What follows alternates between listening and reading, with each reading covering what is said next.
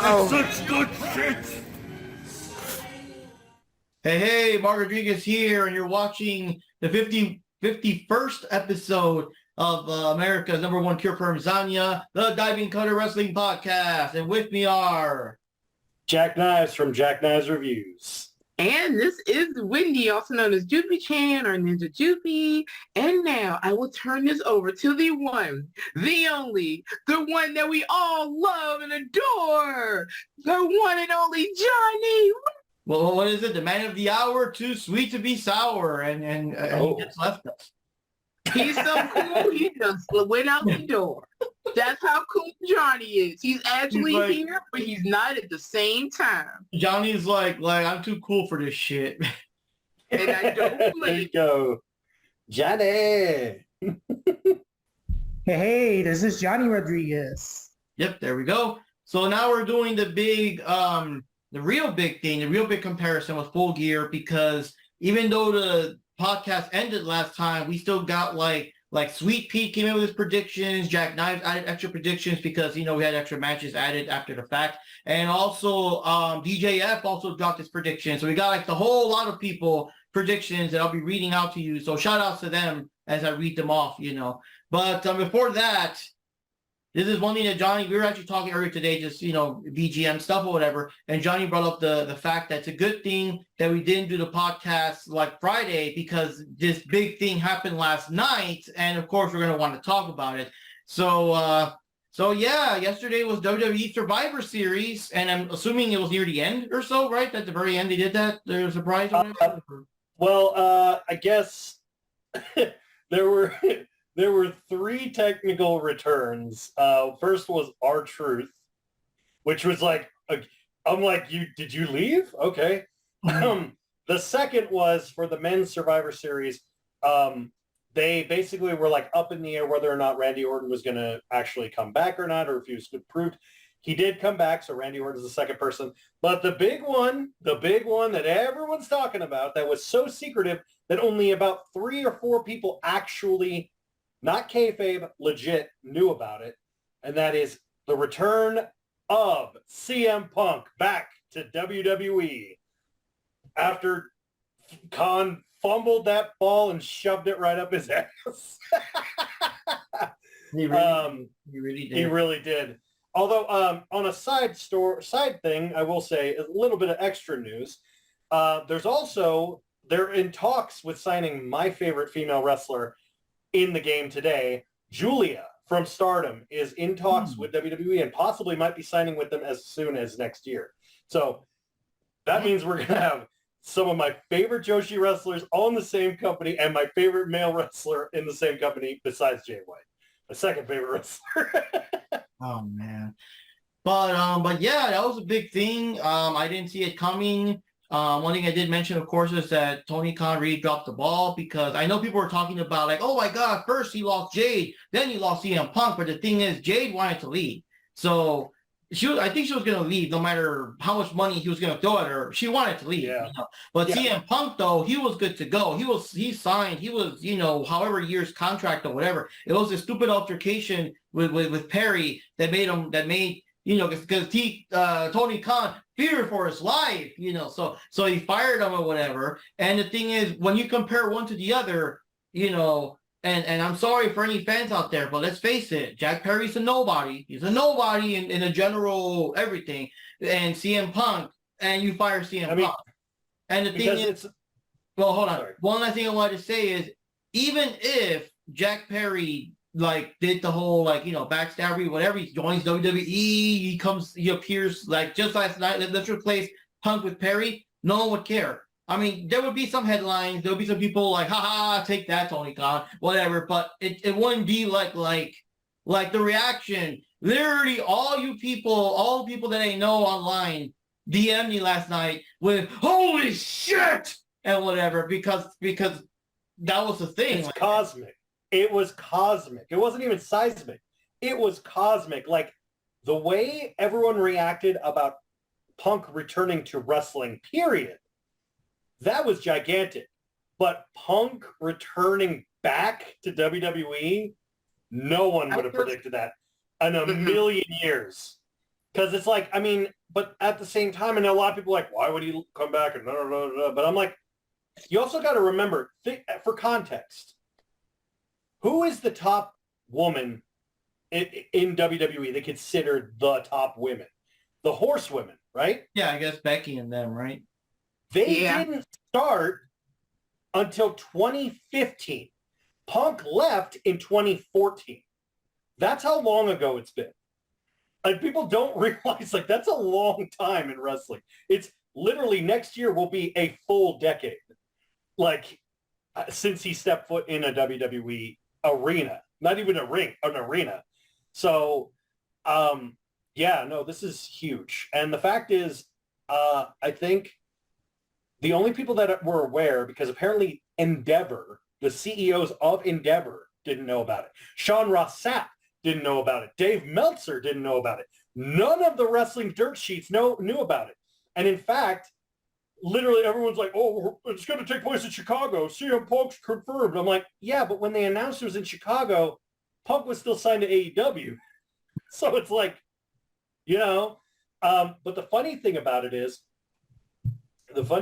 whole situation is all the AEW marks that are like, he's going to cause so much trouble. He was in WWE for over a decade, never had any problems there. While he was there, he had issues, but he never had fights. AEW was there for less than 3 years, had 2 separate fights, neither of which he instigated. Now, right now, I did see the tweet where Matt Riddle is all like, you're calling me problematic. Well, he's your problem now. Well, you know why Matt Riddle got fired, right? Oh, I forgot. What did he do? So, okay, he got fired because they were in an overseas tour, and this dumb motherfucker brought a bag of weed on an international flight, was patted down by the TSA, and he, instead of just admitting it, starts fist fighting them in front of people. Like, people caught it on camera. And then so they said, you're done. You're done. We're going to put you on a 60-day suspension. We're stripping you of the tag titles. And he said, fine, I quit. And that's literally what happened.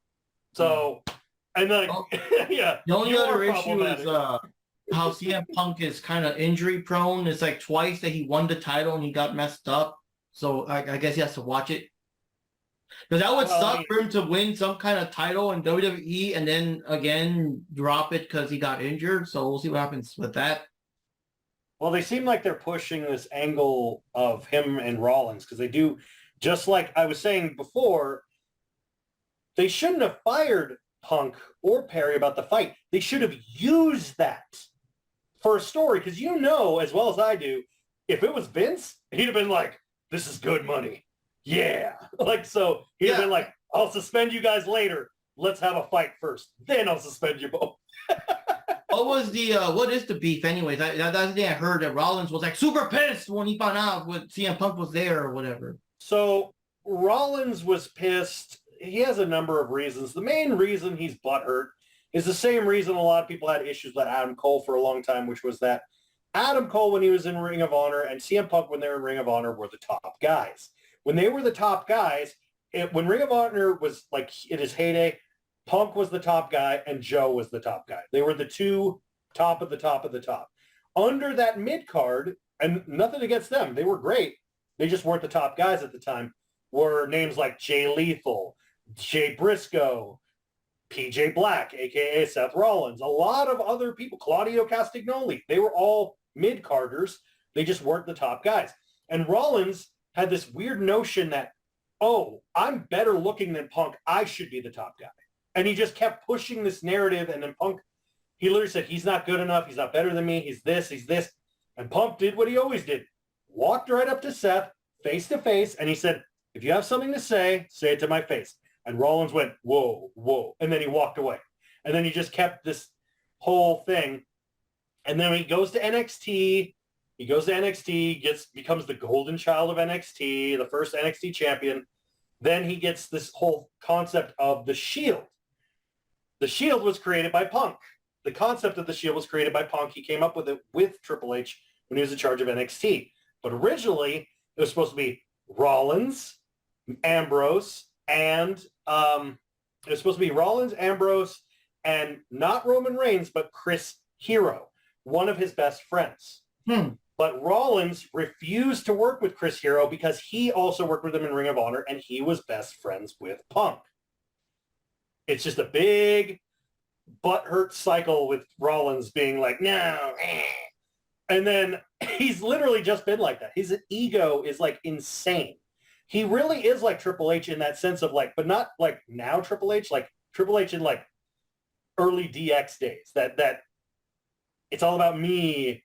I'm better than Sean. Like that's Rollins, but with everyone. And the thing of it is like he even, I mean, what was it? Just recently they asked him on a podcast, like, who do you think is the most underrated wrestler on your roster? And he had the balls to say, well, I honestly think really for true, it's Becky, my wife. He thinks Becky is underrated, the most underrated wrestler. I'm like, really? You could have named anyone else. You picked your wife? Like, come on. And the person is also like on top and everything. She was the man. Yeah, she's like a multi-champion. Like you could have named like someone in NXT. You could have even named like take advantage and I'm right here. But it was like it's that, and Rollins, like I said, Rollins has since becoming this character, he's falling into what a lot of people refer to as Bret Hart syndrome. Bret Hart syndrome is when you start drinking your own Kool-Aid. I love Bret, but he ended up drinking a lot of his own Kool-Aid and going, no, I really am. This is who I am. It's like, okay, guy, dude, it's character. Tone it down a bit. Yeah. I got it while it's hot because, now it's going to probably cost like, some stupid amount of money.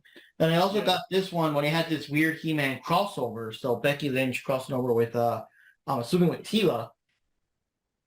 Yep. So, but it's funny because, like I said, like Rollins, really his whole ego comes from he's always been in Punk's shadow. He really has. Like, and his whole career has been in Punk's shadow. But Punk's just like, cool. Like a lot of people copied him. It's like fine, but it's like get over it. Like you're your own guy. Be your own guy. I mean, like hell, by that logic, the Road Warriors should have hated every tag team on the planet because like everyone copied them. It's like who cares? Yeah. But like I said, that's what the whole beef with Rollins and him. And then apparently there was a couple people that were really, really pissed off backstage, but there was a lot of people that were really happy.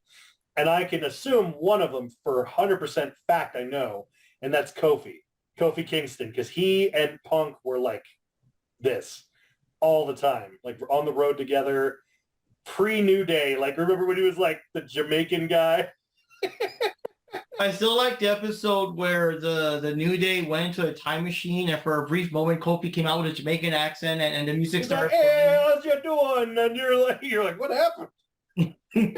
I like back then, like what was that time? Once they was asking, so what happened to your accent? Yeah. Because he was friends with Kofi. He's friends with Xavier Woods because he knew them back in the Indies. He has a lot of friends. Rollins and Becky, they're familiar with the up, down, down. Oh yeah.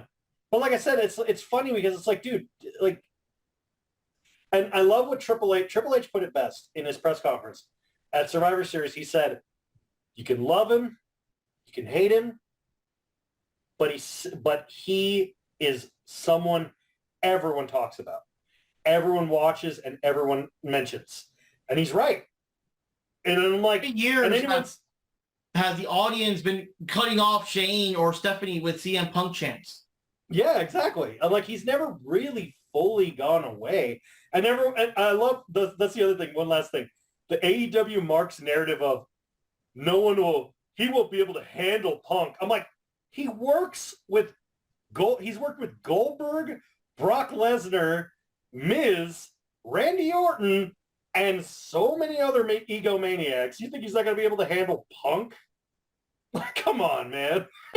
He's just going to do what Punk always wanted. Show him some respect, and he'll be fine. That's all he ever wants. Mm. It's so hard for people not to get. It's like, just, he's got money. He doesn't need the money, but he's got the money. Just show him a little respect and he'll be cool.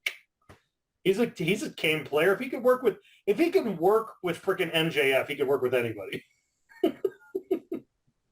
Yeah, and like you said, they're smart enough that if Rollins does have legit beef with them, I mean, they can make an angle out of it. They're not gonna suspend him. They'll make an angle out of it, and we'll see how that goes. Yeah, and then I guess the other person that has a major issue with him is Drew McIntyre. And the only real, like, apparently Drew, when he found out, because he was told by the cameraman before Punk came out, and literally that's where that footage of him getting ushered by the cameraman to get the hell out of the arena. So he apparently was so pissed. He walked into the backstage, grabbed his bags, slammed the door, and left the arena. And no one knows where that beef came from with them. No one knows. I'm like, because from my recollection, when Punk was in WWE last, McIntyre was in three-man band. Maybe he thought, oh, I'm in this because of Punk? I don't know. Maybe I don't know. I don't know. He probably got pissed kind of like online contamination or something, you know, like all the stuff they're talking, oh, is that CM Punk guy? He has a bad attitude. Oh, I don't want that guy over here. Like, I don't know. It could be something like that. I think it also could be that kind of those young kids thinking like, oh, now this old timer's going to steal my spotlight kind of shit. Yeah. But I mean, like, maybe it's that, because I mean, McIntyre did just sign a multi-year contract, so he's probably like, damn it. And they did confirm Punk signed a multi-year contract too. So whether or not he's going to be wrestling, maybe he'll be working backstage.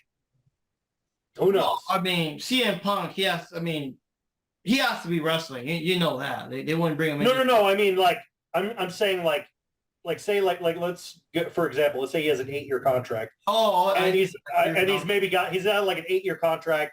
Maybe he's got like a good 3 to 4 years max. And then like, they're like, well, we're going to keep you under contract, but you'll be working backstage. That's what I meant. Like more like that. And not only that, but you know what? Legends merch contract money.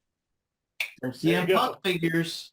Then CM Punk DLC in the next game or whatever. Speaking of which, every one of you marks who's watching that are AEW fans that go, they don't need CM Punk. They don't need CM Punk. Really? Because because all of those unraveled action figures, the next 3 action figures are CM Punk ones. And they're all pre-orders and they're almost all sold out. One is Ring of Honor Punk, one is Punk with his jacket and microphone, and one is Ice Cream Punk. So... But no. I'm sorry. The third one is MJF and him in the dog collar match. But still, like the notion of they don't need Punk. I'm like, tell that to their merch sales. Wait, but you mean you said they're pre-orders, or are they going to be canceled now, or you mean no? They're already on the way of the market. They come out next month. Wow. And I'm like, but yeah, the whole Unraveled, the Unrivaled series, the one. Yeah. The next series of Unrivaled is the entire House of Black, and then I think the entire House of Black, Chris Statlander, and Ring of Honor CM Punk. He's part of that set. That's awkward. Yeah, I know. I'm like, but I thought you didn't want his money. Oh, isn't that funny how that works? Yeah, but what's going to happen? Like, is WWE going to say something now because they're releasing an AEW figure that still has Punk, or how does that work? Well, you saw that crap that I'll get to it later, but that promo that Max said. He basically said to Joe, like, you're not the like, I've already beaten one Ring of Honor legend. What makes you think I can't do another? It's like timing. Oh man. But right now, I think that is the only news that we have on the wrestling front. Nothing really compares to this, I don't think. I think you already mentioned the last one that with Julia. I think that's the only other one. Yeah. Patty the Bunny's gone. Apparently, what's his face? Luchasaurus got renamed to Kill Switch. Whatever. So wait, so his name is Killswitch. So if he gets married, will he be Killswitch engaged? Probably. Oh, man. But what's yeah, in the- now we're gonna start with the actual event here. We get all these things underway because you guys there shall see be the- much ranting near the end for the main event. So we're gonna Oh, come. did you? Yeah, sorry. Oh, What do you guys- Johnny, do you have something to say? being in the Ring of Honor / AEW universe. Sorry, what? Can you say that again? That's the thing. Ronda Rousey, I guess she's in the Ring of Honor. Oh yeah, Ronda Rousey's in Ring of Honor now. So it's kind of weird how that happened. I guess a week before the whole CM Punk thing that just happened yesterday. It's kind of weird. It's like you're getting some of the wrestlers from the WWE universe and the AEW world, and then you're getting all the wrestlers that used to be in AEW now in WWE with Jade Cargill and CM Punk. Yeah, and you got the rated PG stepdad Adam Copeland. Because he's not Edge. He's not the rated R. It's like the rated R superstar. I'm like, woo. I saw CM Punk back in WWE. I mean, of course, I'm happy for him that hey, it's cool that he's back and he's gonna actually. I think he's what he's more like what WWE needs, anyways. But seriously, like, dude, like freaking Tony Khan really fucked up big time on that one. Like, how do you mess that one up? Oh yeah, another thing was that I guess not much of a surprise, but the fact that Ospreay signed with AEW, because there was a lot of people thinking that he really was going to just go straight to WWE. So that was kind of something. That Ospreay's now all elite. And I think that's the worst mistake he could have made for his career. Legitimately, I'm not saying that because I'm saying it because like I just like AEW doesn't really know what the hell they're doing half the time with their booking, other than the people they know and like. But I'll get into that rant later. I'll save that for later. But yeah, I am kind of bummed Ospreay didn't sign with. I was at least hoping he'd sign with SmackDown. I thought that would be cool. But I don't know. Also, I'm wondering how that's going to affect. If Ospreay's all elite, how is that going to affect the United Empire? Because like they're a New Japan faction. Or is it going to be like how Bullet Club Gold, how it's like a branch? You don't want to see Ospreay having a main event match on Rampage against Serpentico? We'd be lucky to get. I mean, like, we'd be lucky to get like Orange Cat. We'd be lucky to get Ospreay versus like, I don't know, Roderick Strong's wheelchair at this point. Honestly. Oh God. All right, so now we're ready to start. I'm going to be off camera because I'm kind of relaxing. It's been a long weekend, but the show will go on. So, and yeah, I don't think anyone else. I mean, Panda might hop in whenever he gets back from work. We'll see, but you know, we'll get started. So, we got 3 matches for the 0 hour. The first one was Eddie Kingston going up against Jay Lethal with Jeff Jarrett, Karen Jarrett, Satman Singh, and Sanjay Dutt. Oh God, the whole entourage by his side and everything. And it was for the Ring of Honor World Championship, and Eddie Kingston won. And it looks like he won a good 10 minutes, but you know, it's a beginning match. As usual, it's the match where I'm trying to get stuff ready and, you know, get my snacks and whatever. So I didn't really get to watch too much of it besides, you know, avoiding the guitar and all that. Oh, wait a minute. That is one thing that happened. Yeah, there was a spot where they were trying to hit Eddie with the guitar while the ref was distracted or knocked out or XYZ. And surprisingly, Ortiz came in with the, you know, took the guitar away and bashed it over whoever it was. It was Sanjay Dutt. Yeah, it was over Sanjay Dutt's head. Yeah, so it's kind of surprising that, hey, he's back on TV. I mean, he's been around, I think, here and there, but hey, he's back on TV, and I guess he's on what's his face's side. Even though Eddie Kingston just kind of like took the belt and left, he didn't really make much of a show of shaking his hand or things. He just fucking grabbed his belt and left all pissy. So we'll see how that goes. Any quick thoughts on that one? This just felt like a basic TV-esque match. I was expecting a little more of a back and forth. but it seems like they're still doing the whole shenanigans with the posse around, and it was like, I get it, but like, I thought like good example, like in the build up to the match, they were talking about like how Kingston was like calling him by his real name and not Jay Lethal. And I was like, oh, maybe they're gonna be like, boom, like they're really gonna. He was calling him Jamar. He wasn't calling him Jay. I was like, oh.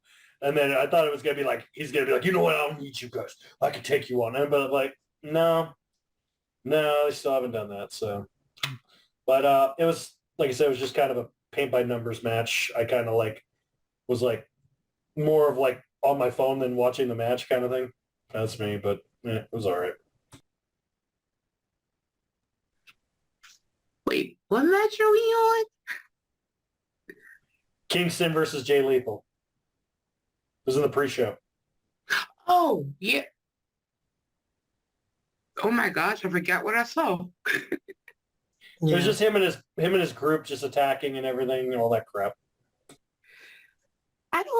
The fact that I don't remember so much and it hasn't been that long, it's like, I guess there wasn't so much that stood out about it. For me, anyway, I just don't remember the match. I'm sorry, guys. What about you, Johnny? I'm pretty much on the same boat. I don't really remember the match that much.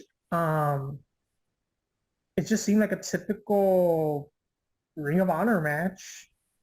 Eddie Kingston, so a good match. It's a decent match, but it's not really like not even like, I don't know, not even for the 0 hour. It just doesn't feel, because even the 0 hour matches still feel a little bit, typically they're supposed to feel a little bit more advanced and slightly better than the regular matches you get on TV, but this one just felt like a regular Ring of Honor match, in my opinion.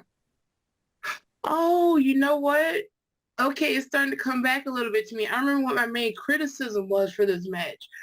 I had an issue with the fact that they booked this match on the pre-show of an AEW an AEW pay-per-view, and the fact that they made it a title match, because in my opinion, pre-shows should not have title matches. They should be kind of pay-per-view worthy, and it was kind of silly because it's Ring of Honor. If it was a Ring of Honor pay-per-view, then I could see it. But this was, mainly AEW.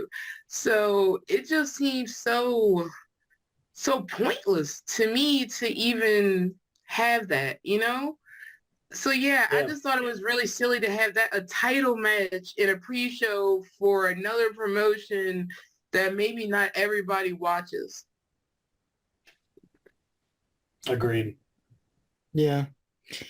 So that one was pretty simple. Everyone went for Eddie Kingston. So, 1 point for everyone. Oh. Was pretty easy. Oh, and now that you mentioned that, yeah, Kingston, I remember that was my prediction, now you said it. That was my other issue. It would have been super predictable who would more than likely win. Mm-hmm. Yeah. Yeah, all three of those 0 hour matches were kind of like that. Yeah. But anyways, so we all went for Eddie Kingston. So there we go. Second match was Claudio Castagnoli versus Buddy Matthews. I don't really remember too much about it, but the big thing, of course, was, Claudio being able to grab someone of Buddy's like size and weight and do the swing on him, and also pick him up and slam him down and stuff like that. So that in itself was pretty impressive. But yeah, Claudio won that one. And I don't know, any comments you guys want to divulge? Two guys put on a decent match. Like both great in the ring, but it just felt like they were holding back a lot because we were like, they're like, we're not gonna put on our A game. It's the pre-show. Who gives a shit? And it really came off that vibe. So I was kind of like, okay. I'm like, hey, this could be a good match, and then I'm like, okay, it's kind of just filler now. And then I'm like, okay, well, all right. So it was just kind of there. Like I said, same thing. Rinse repeat of the last match. Just felt like a basic TV match. Didn't really need to be on I mean, I think, like I said, it was just a filler match. That's all it was. Yeah, it was like I wasn't that invested in it. I'll admit that. But I guess it was okay for what it was. But also, at least there were no titles on the line. I'll go with that. So that works for me. And personally, I'm just gonna say it again. Pre-show matches should be exhibition matches and use people that are on the card that are not usually seen that much to show what they can do, not people that you usually can see on a weekly basis. What I call him Cesario. We see him almost every week, you know. I mean, but it's nice to showcase other wrestlers too. So like I said, that really shouldn't be in a pre-show. But it was interesting him use the swing on someone that big. I will admit that. I think it would have been better to have some of the, you know, like maybe some of the women's matches, or maybe like some trios matches, or, you know, just some undercard talent just kind of going at it, like you said, like just kind of like, hey, we're just hyping the show, and that was it. Yeah, I agree, because it's always good to have more women's matches on there. And the pre-show usually showcases some of the ones that don't get too much of a shot, you know what I mean? But, you know, we already got 2 women's matches in the episode, and having a third one, you know, Tony Khan might pass out or something. He might fear for his life or something. I don't know. But anyways, let me see here. The next Johnny, match. what did you think? Wait, Johnny, what did you think? Yeah. I don't really remember too much about the match. I did remember that Claudio Castagnoli still got challenged here and there in the match. Like, yeah, because like Buddy Matthews was still giving him a good beating. I'll give you that. So even though Claudio still won at the end, it was still a little bit of a struggle. And I think it was still a little bit of a challenge for him to pick up Buddy Matthews to do the spin. So at least from that angle, it still gives Buddy Matthews some credit. But again, this match is just, I don't know, it just doesn't feel like something that, oh, I can't wait to watch this on a pay-per-view, even if it is the 0 hour. I don't know. That's just the vibe I'm getting from these first 2 matches. Okay, so this one, oddly enough, both Jack and I went for Buddy Matthews. I'm sure we're both picked up Claudio. Oops. Ninja Turtles in the background. That old 2012 show. Anyway, Jack and I both went for Buddy Matthews, because I think we're both pretty much sick of Claudio and all them always winning the Dark Pool Combat Club and all that stuff. Everyone else went for Claudio or Cesario, as some people might call him. And but there you go. So then we have the next match that actually affects the whole thing, and part of the rant might be there, but yeah.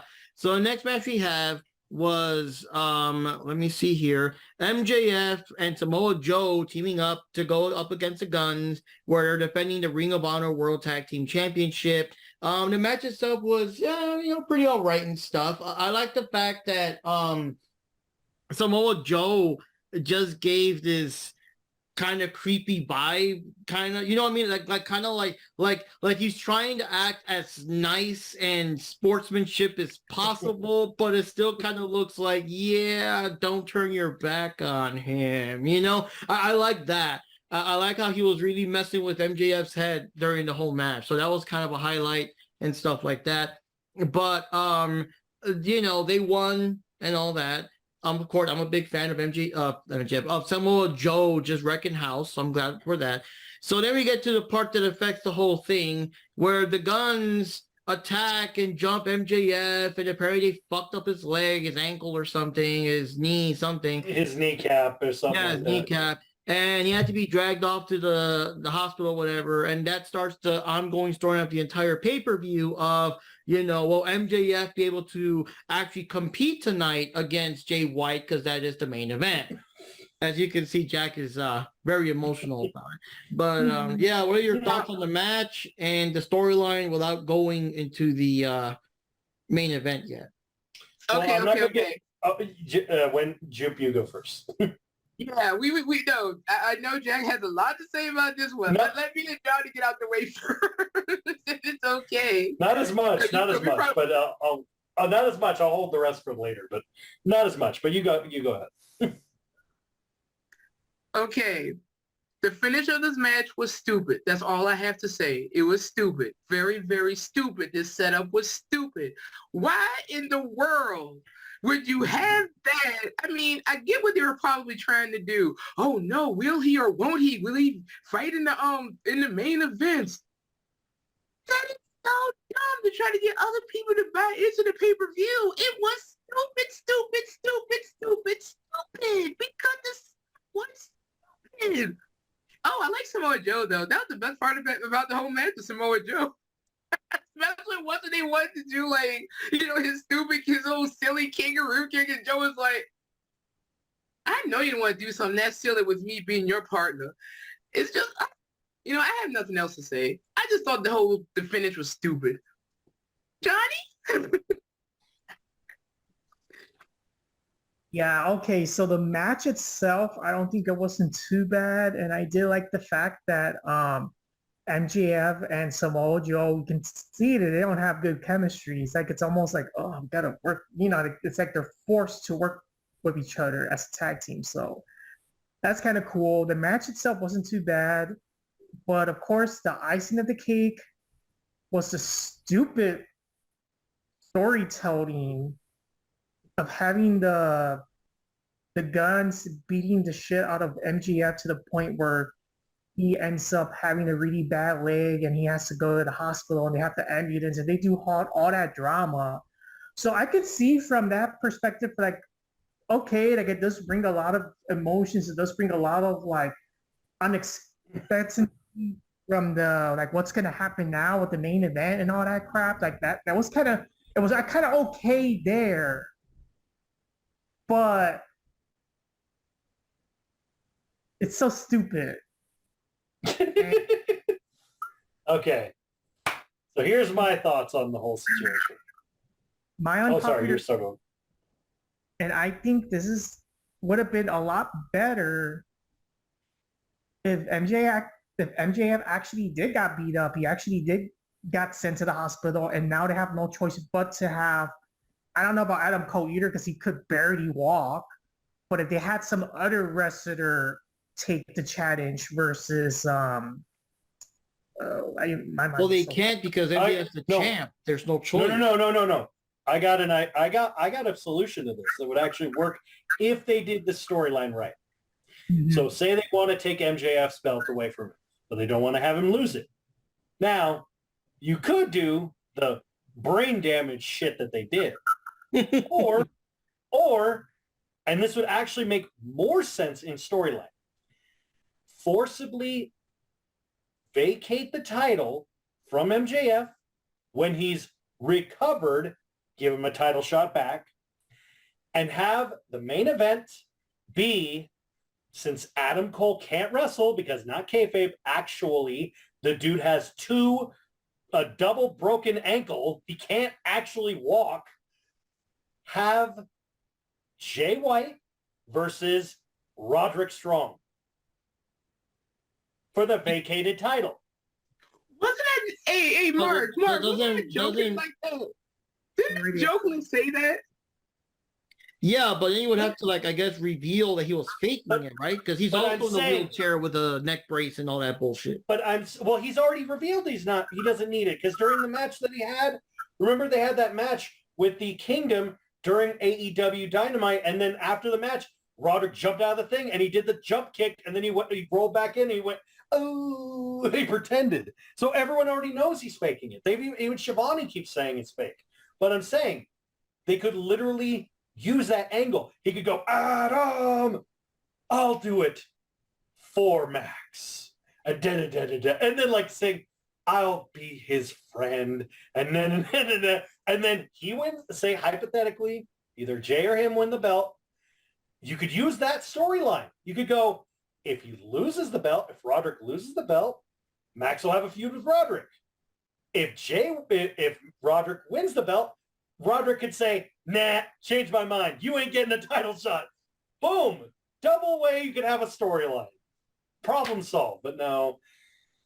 So as far as the match itself, back to the match itself. I think everyone collectively, as soon as we knew he confirmed Joe is going to be his partner, we're like, oh, they won. Because they've already established in AEW, Max is so strong, he could single-handedly take out an entire tag team. But for some reason, the Guns, too much problems. Too much trouble, even though we could take out Aussie Open single-handedly, and he could take out I just forgot their name. From Ring of Honor. FTR? No. The Vincent and his crew. The Righteous. The Righteous. Righteous, man. He could take out both the Righteous and he could take out Aussie Open single-handedly, but he can't take out the Guns because logic. But he needs Joe for this. He just needs him. But like I said, I knew Max was going to win. I knew it was going to happen.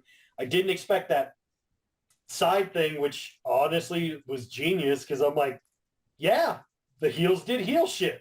Of course that was going to happen.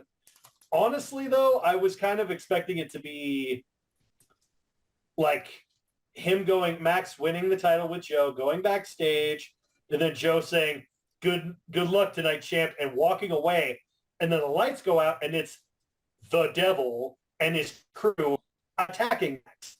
That would have made more sense. Devil never showed up ever in the entire show. Yeah. So what was the point? That's going to be part of the rant, too. My goodness. Yeah.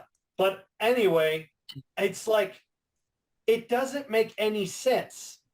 Max was like, oh, don't let him take my belt away. I'm like, oh, you mean the belt that in All In you literally threw out of the ring because your friendship mattered more? That belt? But now it's your life, but it's not your life, but it is your life? I'm like, dude, I have ADD and even I'm trying hard to follow this. But it was just stupid. It's to quote Roddy Piper, and I love saying this quote, if you have a good villain, the fans will hate you. If you have a bad written villain, the fans will hate the writer. It's the same thing with Max. Yeah. Rant. With this one here, surprisingly, the only person that went for the Young Guns, because I kind of think it was going to be, MJF was going to win somehow. Like you said, he's shown to be like able to defeat tag team single-handedly and whatever. DJF was the only one that went for the Young Guns. The rest of us all went for MJF. So now we can start the pay-per-view proper and see what's going on here. Let me see. So the first match we had here was Sting, Darby Allin, and Adam Copeland with Ric Flair just woo in the background going up against the Patriarchy, which, oh my God, nowadays with that. Christian Cage, Luchasaurus, and Nick Wayne in the match. And you guys can tell me of any spots. I don't remember too much. I do remember Ric Flair in the background. I do remember that, of course, Christian Cage dared to attack Grandpa Flair. And I just hate it. It was so cheesy because, I mean, I know that Ric Flair is not underage. They could be taking those kind of bumps, but it just looks so bad because Christian Cage, the super douchebag that he is, right? And he's giving the softest, most gentlest caresses on Ric Flair that I've ever seen, while Ric Flair is, of course, falling over like he's, getting mauled by all his ex-wives. So it's like, I don't know, man. That was... Ric Flair, between this and his last match thing, he really does expose wrestling as theater, because I know it is, but you know how it is. It's like what Cornette keeps saying, like we know it's fake, but you're not supposed to like tell everyone wink, wink, nudge, nudge, So seeing people like treat Ric Flair with kids gloves and then also like fly across the building whenever Ric Flair does what little of a chop he can do nowadays, it really does expose the whole thing. Like, I know why, but it doesn't change the fact it exposes the whole thing, By the way, Team Sting won, and that's all good. The only thing there's only really two things I remember in the match, or three things, besides the Ric Flair spot. Was it even a spot? I don't even consider it a spot. It was like a rehearsal. It felt like you could almost see Christian going, okay, I'm going to slightly tap you, and you just pretend to fall, okay? You're not really going to fall, though, because there'll be a mat on the side. You're going to be okay, Rick, all right? You could see it. I'm like, but the three things I remember, one was because it was a meme, and it was hilarious. They all had, so Darby had his side face paint, so did Edge had his side face paint, and then Sting was behind them with his full face paint, and someone got a photo of them walking together, and it said, someone took a photo of it, and it said, wow, this Animorphs reboot sucks. Like dying, because they all wore white too, and it was like perfect. I was like, who knows? The second thing, if I can find the picture, I'll send it to you. The second thing was Sting looked really good in the match. I will give them kudos. They made Sting look good. I think that was the main key to the match because it's his final run.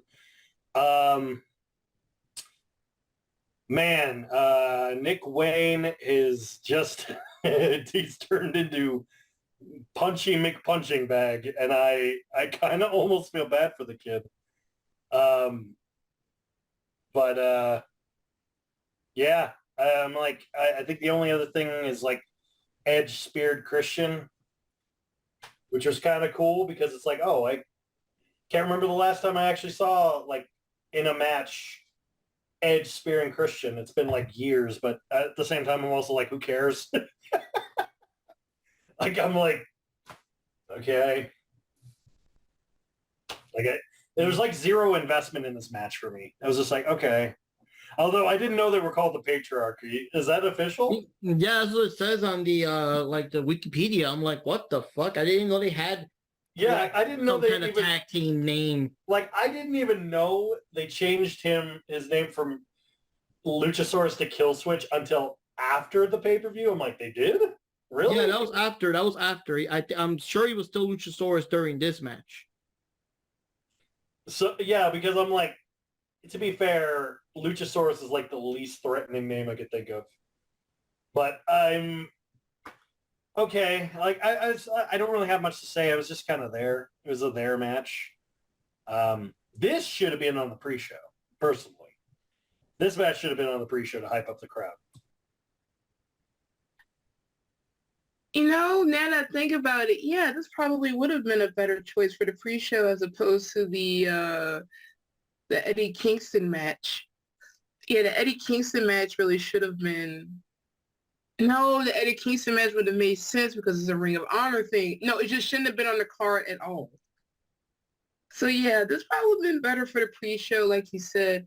Now, what I remember about it was I was kind of into it only because you have, I know he's Adam Copeland, but I still want to call him Edge because it's been like, like nearly 30 years. To me, he will always be Edge, so forget it.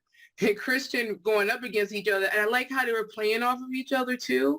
Like every time Edge has a chance to go after Christian, and Christian would be like, oh no, I ain't not staying here. He tried to get out the ring, and like when you thought they were gonna face off, and then Christian tagged out, and I did like that. I did find the thing with Ric Flair a bit off in the sense that okay, Rick was at ringside, and I'm glad that he was at ringside. I'm glad he never tried to step in the ring because we all know he can't really do it anymore. Like, literally, have you seen him try to climb into the ring? Anyway. Are you talking about Flair? Yes. Yeah. No, but anyway, I'm kind of glad that they didn't have him try to do anything, but he looked lost at the same time. Because Ric Flair is a type of person that's used to being in the spotlight and doing things as opposed to standing back and doing nothing. And there was like some parts of that match where I'm like, Rick looked like he's like, hey man, tag me in. That's how it felt to me. But I'm glad they kept him outside. I did find that thing where Christian went after him kind of it was a good idea to really solidify how much of a heel Christian is, but it was still bad because Flair can't take hits and bumps anymore. So that kind of ruined that illusion, as Mark was saying. But overall, I thought the match was okay. I figured that Team Sting was going to win anyway. Oh, and I did like how Adam came out with the face paint. Edge had a little face paint, But I still say Darby should have, Sting should have been walking down to the ring in the middle with Darby and Edge on the outside. That would have been more symmetrical, but I'm just nitpicking. But yeah, I thought the match was okay for what it was. Darby Allin was still just as dumb as ever doing these moves he shouldn't be doing with no meat on his bones to cushion his falls. But whatever. And like I said, I figured they were going to win because I doubt they would have let Sting lose. So how about you, Johnny? I think it was still a good match. At the time, I obviously don't really remember too much what happened the time span between then and now. With the holidays getting in the way and all that stuff. But it's a little bit of an unpopular opinion, but maybe Ric Flair wasn't needed at all in this match because, no offense, but the guy could even barely walk. Like he looks like he even struggles to walk, like just to regularly walk, like through the ring. Like it's just like, I don't know, man. I just feel like if they want to bring back Ric Flair, like I don't know, like Well, he's not really back. He's just, he's just kind of there. Like pay like a tribute to Ric Flair, like, hey, he's a legend and all that stuff. Maybe have him like, do like a speech or whatever, but to actually put him in the ring and still gain that beating from Christian Cage. I know Christian Cage is supposed to be very heelish, but it's like, damn, dude, you don't abuse the elderly like that, okay? It's just, I don't know. To me, it's just seemed little extras just having Ric Flair there. That's just my opinion. The match was so good. It was so entertaining.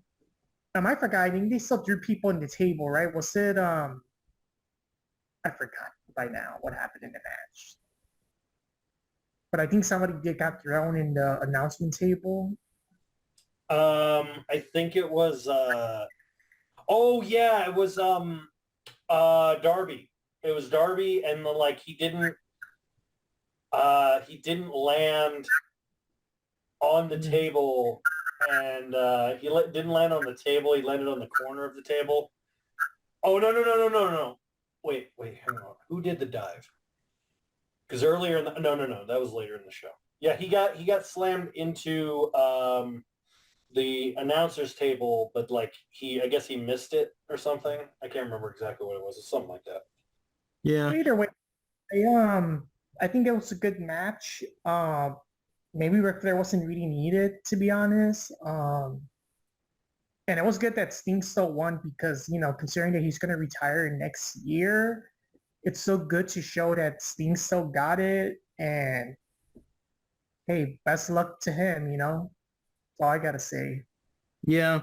So for that one, everyone got a point because everyone went for Team Sting. So that one wasn't really divisive or anything like that. So that's cool.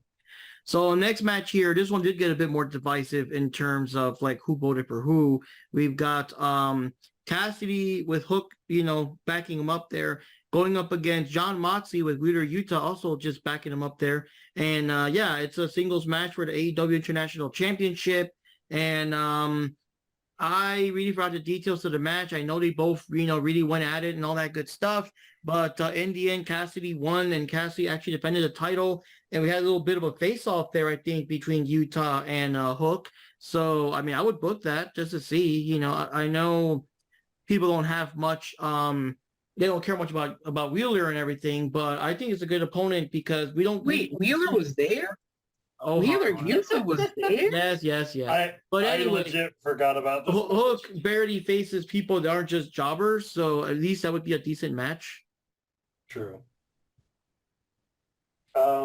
Like I said, I legit forgot this match happened.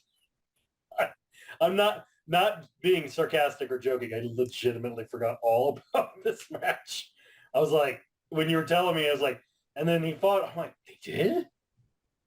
I really 100% gun to my head could not tell you a thing I remember about this match. I don't remember anything about it. Maybe my brain went and turned off during it. I guess, like a lot of people apparently. Cool. I guess. Like I don't. I mean, it is cool. I kind of want to see a Hook title run finally, but maybe we'll see that in another 3 years. Who knows? But your opinion, did you want Cassie to retain or Hook or Moxley to get it back or either way? I honestly was like kind of like I was kind of like I didn't have a horse in this race, so I was like okay, there's kind of like I said, this was legitimately a 50-50. It could have gone either way. Really didn't affect anything. I don't know why they keep pushing this feud between Moxley and Cassidy like anyone actually gives a shit. Because I don't think anyone really does. Because it's like, other than Moxley, like Moxley's trying to make it seem like Cassidy is like one of his ultimate rivals. I'm like, dude, I've seen you legit use a pizza cutter on a person. Like this is this is like, okay. Like, doesn't he weigh like half of Moxley's weight anyway?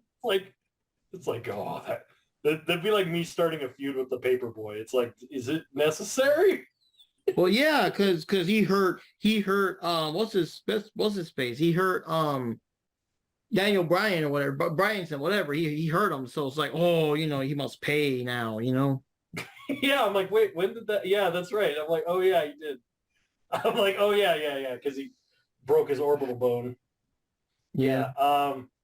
He broke Bryan Danielson's orbital bone so badly that he wanted to fight Okada. It's like, okay, all right, sure, if that's the story you want to tell, okay. I'm like, okay, cool. Cassidy's, what is this? Is this number 4, number 5? What is this title one he won? I don't know. It's hard to say because he does keep him for a good while. Yeah, they play hot potato with this damn belt. Oh my god, who's the champ again? Yeah, well, currently it's Cassidy. It looks like it's going to be Cassidy for another while. All right, so my opinion on this match, well, it doesn't matter. Orange Cassidy won.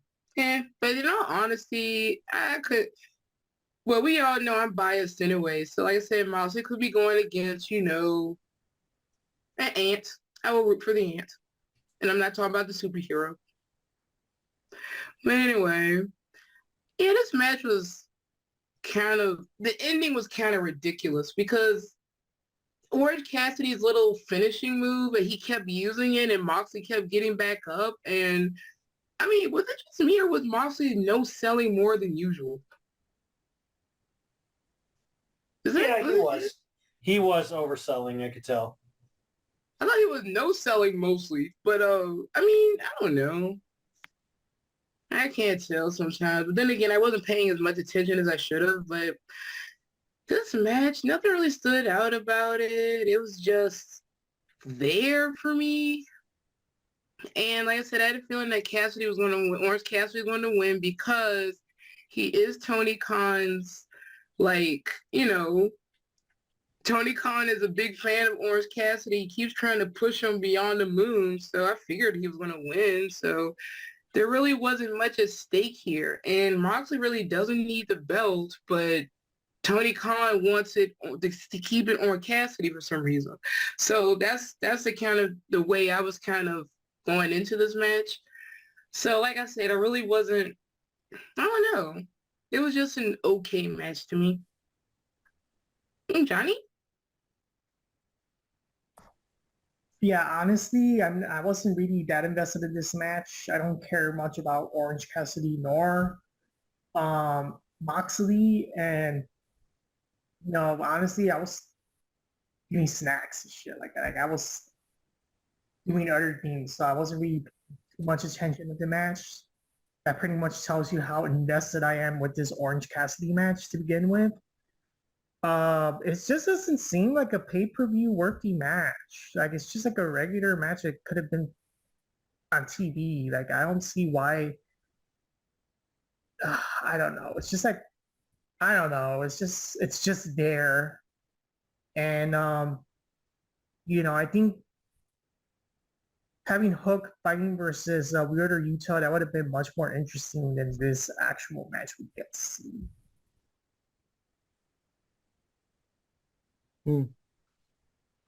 So for this one, like I said, it was a bit more divisive. So in this one, Johnny, Jupi, Panda, Chuck, Pete, and DJF all went for Cassidy, while me and Jack were the only ones that were thinking that, hey, maybe they're gonna break it, and maybe Moxley would be the one to win it and take the title away. But that didn't happen. So that was a bit more divisive. That one thing I did find it very strange about this match. If I'm not mistaken, I don't think this match really wasn't that bloody at all. Like, you know how the Moxley matches would be super bloody? It's not one stain of blood in that match. But down the line, there's another match that became, very bloodied. And yeah, we'll talk about that when we get there. But it's kind of weird how a match with Moxley didn't have blood, but then a match you would not kind of expect it to have blood has blood. I don't know. It's kind of weird. Yeah. So anyways, we'll get there. But so the next one we have is one of the ones that we did care about, or at least I did care about, was Timeless Tony Storm with Luther in the background going up against Hikaru Shida for the AEW Women's World Title. And I mean, I forgot the details of the match, but I do remember being heavily invested, when it was going on. And yeah, I was pleasantly surprised that Tony actually won. She actually won. She's the new champ. And I find it very entertaining due to the nature of wrestling and the characters and whatever, that the Tony that lost the title is a very different Tony from the one that won it back. I thought it was a good match. I thought it was pretty solid. I love Tony. I love this character of hers with this whole, prima donna silent era of film thing going on. Not sure how I feel about her with the stupid shoe thing, but it works. It kind of works. Yeah, it was fun. I mean, seems right up their wheelhouse. Was surprised Mariah May didn't interfere. But yeah, it was pretty good. I liked was it like a butt plate she hit her with? What was that? Yeah, she had like a plate that now I remember that Luther handed her, and she like put it. Yeah. It was the serving tray. It was the serving tray on her ass. That was it.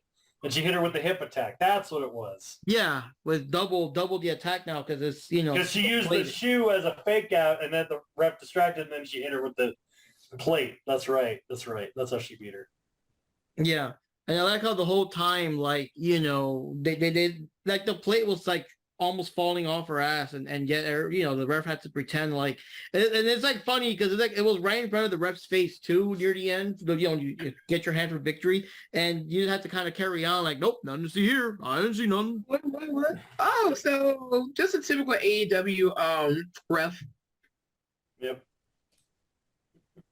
But it was a fun match. That was it.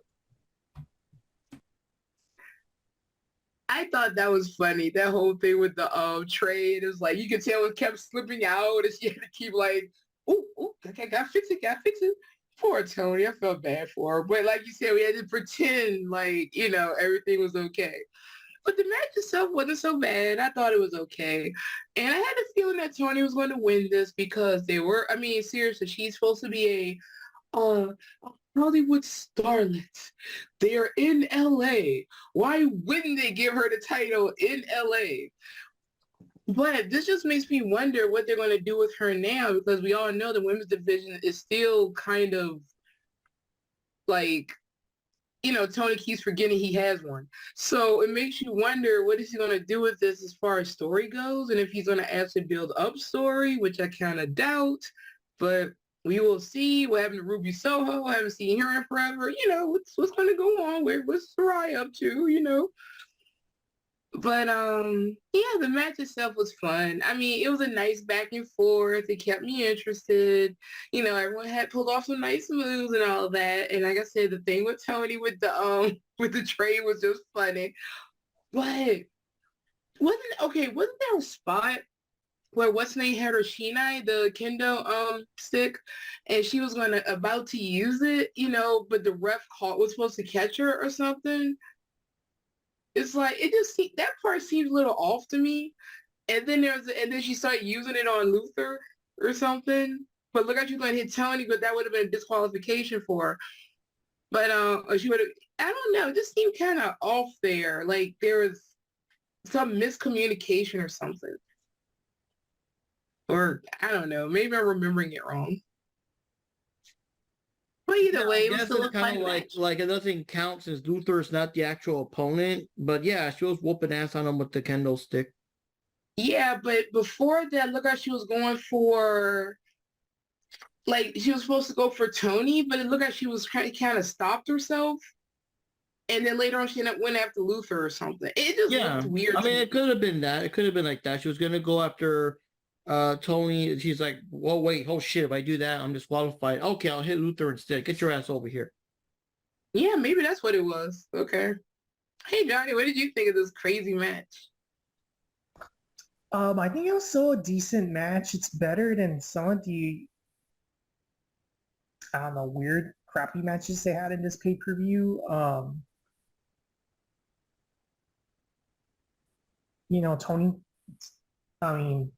Tony Storm and Hikaru Shida, they kept going back and forth. It's very professional, very technical wrestlers. They're very good, powerful wrestlers. I did found the ending kind of funny because kind of like what you guys said, it's like she had like that wardrobe misfunction that she had like the plate on her butt, but the thing is that it sticks out of her butt, so it's like, how the hell did the referee not notice the whole time that she has that plate, during the whole time? Like that's kind of, yeah. One thing I gotta say, one thing I'm starting to hate a little bit of the AEW in general, and I think it probably goes with most wrestling, but especially the AEW, there's just something wrong with these referees. Like, how do you not notice things that happen? You not notice the person probably once he cheated, or I don't know. It's like the referees, they kind of seem to be slow to react when there's a lot of shenanigans going on, and you would think that with all their years of experience, they would kind of get an idea what's going on in most cases. One thing I did notice, I think all that stuff was just to shut up the the TV execs and all that crap, or what the what do you call it, the sponsors and all that. But like, and that's something that Jupi's mentioned a couple of times. They've done nothing with these new rules that they made up, because this and that and whatever. They haven't really enforced them. You know what I mean? Oh yeah, it's the same. It's the same. It went the same way as the ranking system. It went the way of that, of the rules that they implement. And by rules, they mean guidelines that we're not going to follow. But I think back to Johnny's point, it's not even the matter of like, refs not seeing stuff, because like, that's kind of a typical thing in wrestling. The problem is AEW's referees or booking do it so often, it suspends your disbelief. Like it gets rid of your suspension of disbelief of like, oh, well, maybe the ref didn't see it. But if none of the refs see none of the shenanigans any of the time, you're literally like, are you hiring the blind? Is what happening? Okay, all right. I guess we're just going to pretend everyone's blind now at this point. And it's irritating because it's like it prevents you from enjoying it, because to quote, what's his name? Who is it? Was it Simon Gotch? To quote Simon Gotch, the referee is ultimately the god of the ring. They decide what happens, what stays, what doesn't, what reverses. So the referee has to have the final say. So if the referee is the one making the decisions and the referee can't even pay attention to half of the shit, you're driving blind. You're literally driving blind.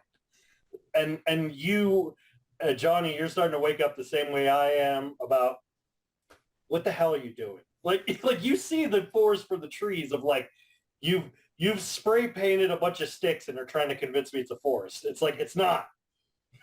Be a forest. Yeah, so that's one of the things that legit does frustrate me about AEW. They are the refs, and Mark has heard me complain many times about the referees in AEW. Like I said, first of all, I hate the way they get distracted. I've always hated that distraction thing. Every once in a while, I can see it, but not in the way that they do it. They get distracted over the dumbest things. Why are you worried about the people on the outside when you should be worried about the people in the ring? Right. I always thought that was kind of dumb, but like I said, there's a way to do it. It's like they don't know how. And they also suffer severely, the refs, especially Aubrey Edwards, and I'm probably going to piss off a lot of AEW fans, has main character syndrome. They think that the people are there to see them. And so they'll overreact when someone does a move. So it'll be like someone super kicks, you go, ooh, or they'll go, ooh, or they'll go, like, no one cares. Stop it. You're just supposed to be like, everyone good? Everyone good? Okay. Or they'll go like that. Could you imagine if the refs in the NFL did that? they'd be like every time? Yeah. You'd be like I think I get you guys get what I mean. Yeah. It's like they could somehow overreact and yet not watch anything. Make it make sense. Oh my God. So I think for this one, I was the only one that lost. I was the only one that was faithful to my Hikaru Shida. Everyone else went for Tony Storm, so everyone gets a point except for me. So there we go. So next match we had here was Ricky Starks, Big Bill, going up against La Facción Ingobernable of Rouge and Jalistico, going up against FTR, and also going up against the Kings of the Black Throne, Malachi Black and Brody King. Four-way tag team ladder match for the AEW World Tag Team titles. Of course, the current champions are Starks and Big Bill. And yeah, that one I remember. Well, I mean, it's hard to put into words, but it was a lot of shenanigans with the ladders. A lot of people climbing the ladders, trying to fight with the ladders. Brody King, shoving the ladders when people were on it, so they all fall over. People getting like fucking body slammed on the fucking ladders, just fucking themselves up. It was insane, man. That was an insane match. They really did all kinds of shit with the ladders in this one. Can I say something? Yeah. The issue with Big Bill.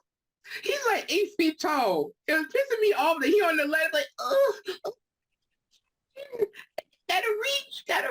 Oh, dude, you're tall as the ladder.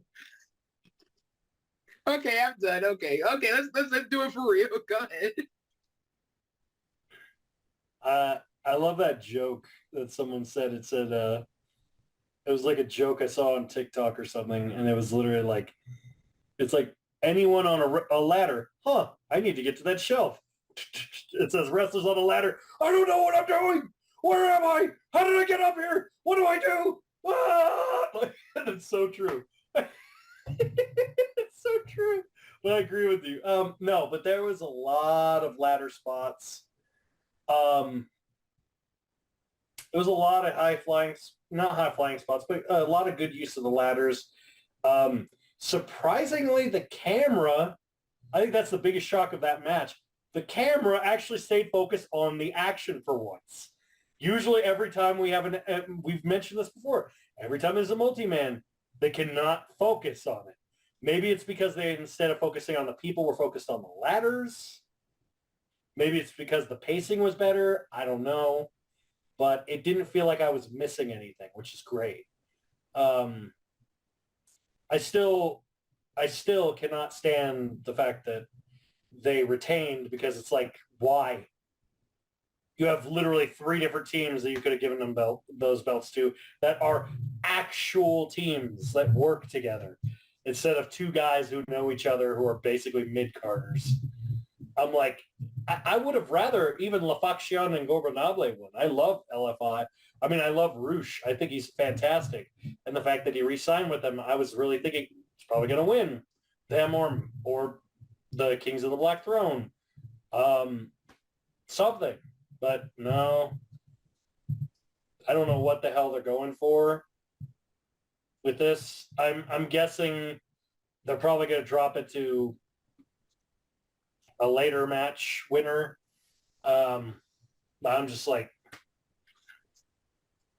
and they turn the belts into salad dressing, basically. I'm just like, okay, all right, whatever. But overall, the match, besides the ending being really just terrible choices, it was a fine ladder match. It was fine.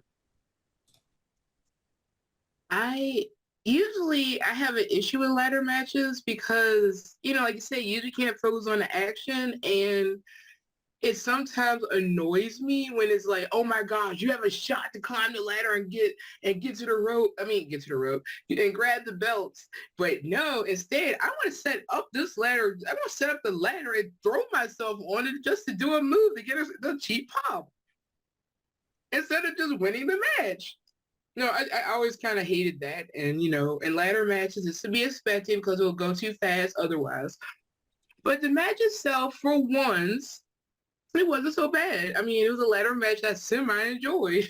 But like I said, the fact that Ricky Starks and Big Bill won, I was not really expecting that. I just thought it's more like a temporary hold for the titles, until they can, so they can turn it over to some real tag teams, not former JAS members, So that's just how I was viewing it. But that's how it turned out. And like I said, I like Rouge, so of course I was, I was happy to see him again, and I was rooting for him. So, but since he ended up losing this with his team, I hope they do something with him because potential, he's good. I like him. Okay, how about you, Johnny? I have the same opinion. First off, kind of surprised that this match was actually well recorded. Like, you could pretty much see everything, most of what happened in the match, if not mistaken. The match is very hard to remember because there's just like a lot going on and people trying to fight to get that ladder, to climb on the ladder.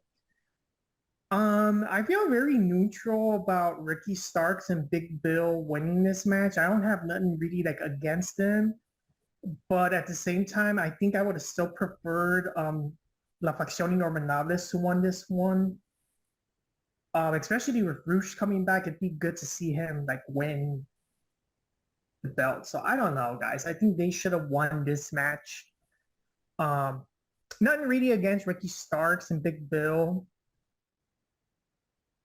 But yeah, I think they should have won this one instead of Ricky Starks.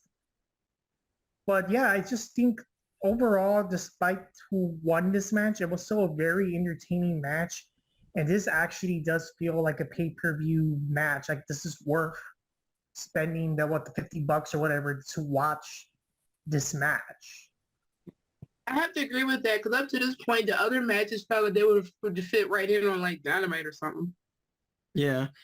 So that one, no one got a point because we all went for other teams. We were not expecting, like you said, like we thought it was kind of a holdover thing. We weren't expecting these guys to retain. And so most of us went for La Facción Ingobernable. Noticeably, DJF went for FTR, and Chuck and Panda went for Kings of the Black Throne. But yeah, most of us went for La Facción Ingobernable, but all of us lost. We didn't think these guys were going to win, retain.